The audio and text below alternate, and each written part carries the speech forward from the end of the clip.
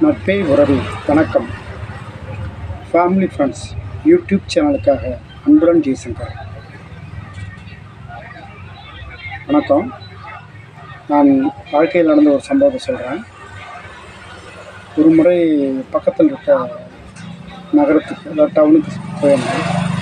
எப்போன்னு பார்த்தீங்கன்னா சாயங்கால வேலையில் ஒரு நண்பரோட அவரோட 2 வீலர் பைக்கில் போயிருந்தேன்.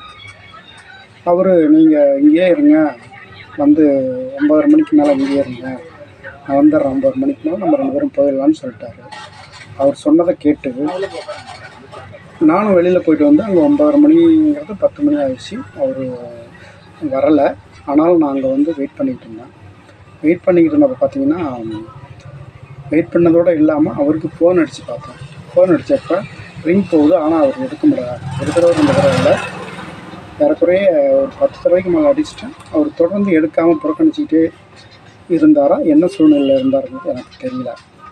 அதுக்கு அடுத்ததாக பார்த்திங்கன்னா நானும் ஒரு 11 மணி வரைக்கும் அங்கேயே வெயிட் பண்ணி ஃபோன் எடுப்பார் வருவார் அப்படின்னு சொல்லி வெயிட் பண்ணேன். அவருக்கு ஃபோன் அடித்து முயற்சி பண்ணிக்கிட்டே அவரை கூப்பிட்றதுக்கு அவரோட பேசுகிறதுக்கு முயற்சி பண்ணிக்கிட்டே. அவர் பார்த்திங்கன்னா 11 மணி ஆச்சு, 11:10 ஆச்சு, ஆனால் அவர் வரவும் இல்லை, ஃபோன் எடுக்கவும் இல்லை. என்ன பண்ணுறது எனக்கு தெரியல.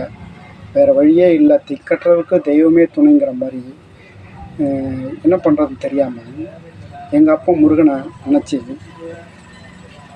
அப்பா முருகா, நான் திக்கற்று போய் இந்த இடத்துல வந்து நிற்கிறாங்க. எனக்கு வந்து பார்த்திங்கன்னா எப்படி வீட்டுக்கு போகிறதுன்னு தெரியல. இங்கேருந்து போகிறதுக்கு 20 கிலோமீட்டர் தூரத்தில் நான் இருக்கிறேன்.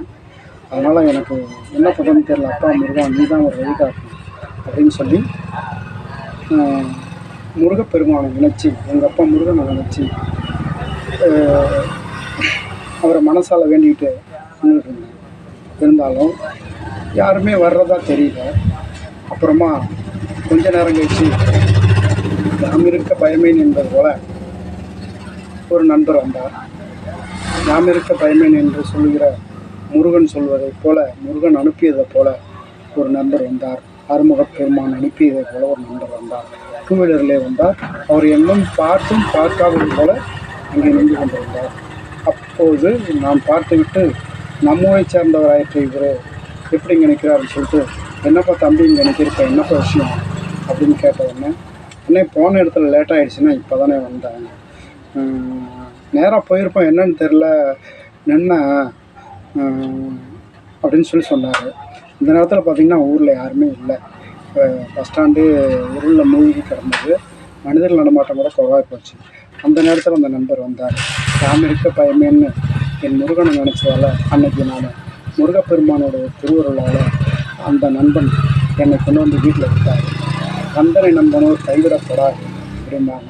இப்படி ஒரு அற்புதமான அதிசயத்தை நிகழ்த்தக்கூடிய என்னுடைய அருமை கடவுளான முருகன் யாம் இருக்க பயமேன் என்று யாருக்கு எந்த இடத்தில் ஆபத்து என்றாலும் ஆபத்தினாலும் அவன் பெயரை சொன்னால், அவன் தாழ் பணிந்தால் அவன் ஓடோடி வருவான்.